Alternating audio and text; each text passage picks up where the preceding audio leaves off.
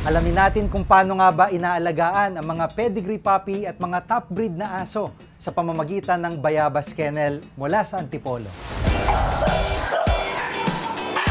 Nasa 30 asong inaalagaan ng mag-asawang Marlon at Mai dito sa bahay nila sa Antipolo.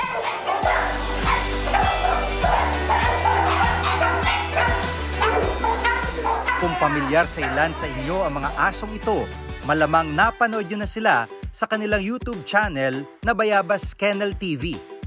Ilan sa kanilang internet famous na fur babies ay sina Malupiton at Mighty Kid, mga exotic bullies. Bagong breed ng aso mga exotic bullies na pinsa ng American Bully. Nawili raw ang mag-asawa sa mga ito dahil sa swak sa kanilang personalities. Yung pagpili ng specific breed, dahil yun din yung gusto nyo, nakukyutan kayo, ano yung dahilan doon? Dati po kasi puro toy dogs yung alaga namin. Kasi sabi namin, parang hindi bagay. Kasi parang maglalakad tayo sa mall, ang lalaki ng katawan natin, tatuan tayo. Tapos maliit yung dala natin. Kaya tara, mag-exotic tayo. Saka sobrang cute kasi ng mga exotic. Kaya nakaka-excite yung kadalabasang puppy nila, iba-ibang itsura ng muka. May maamo, may matapang, katulad dito, laging galit. Ayan, ito sobrang maamo, parang teddy bear. Maingat din ang mag-asawa sa pinapakain nila sa kanilang mga alaga. Dog food na may halong beef o di kaya'y chicken fillet. Kumbaga quality yung pinapakain nyo, hindi basta-basta tira-tira lang na portions ng manok o beef. Kailangan laman at saka breast part talaga. Binibili po namin sila yung naka-fillet na talaga. Kasi di rin po sila pwedeng makakain ng buto eh. Natatakot po kami para sa kanila. Di balik kami na lang po yung kakain ng buto.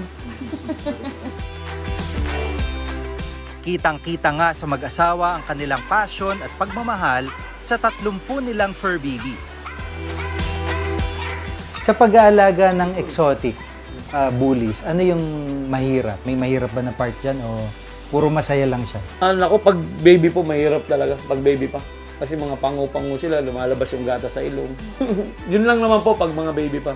Pero pag lumaki na po, hindi na po ganun kahirap. Kailangan po talaga sobrang tutok ka. Kumbaga, pag mag-alaga ka po kasi, hindi pwedeng alaga lang, hindi pwedeng gusto mo lang. Kailangan nasa puso din. Kasi hindi mo po sila alagaan kung hindi mo sila mahal.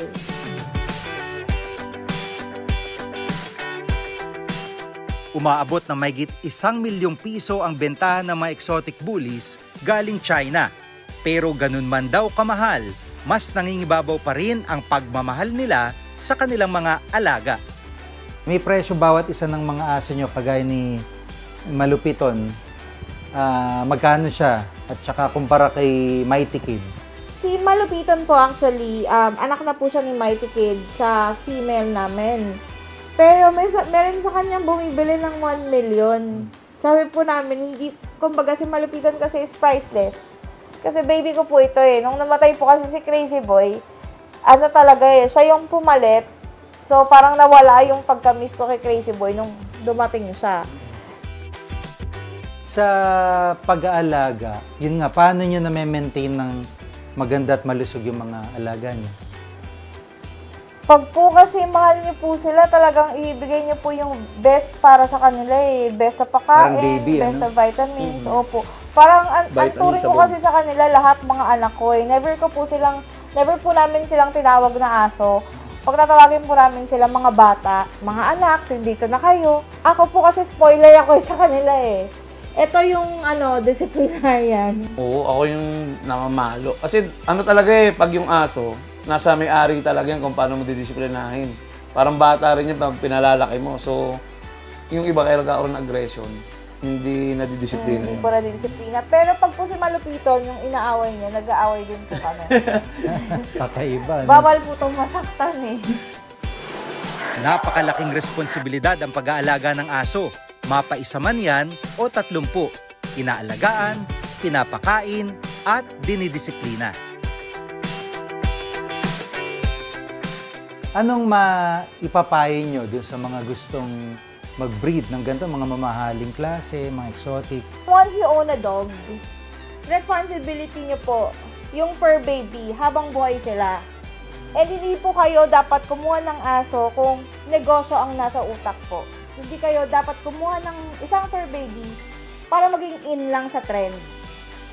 Dapat po alagaan sila, mahalin sila, ituloy sila as family member. Kasi po yung mga aso natin, may utak din po yan, may feelings din po yan, nakakaintindi yan. Kaya alam po nila kung talagang plastic nyo sila or talagang totoo yung pagmamahal nyo po.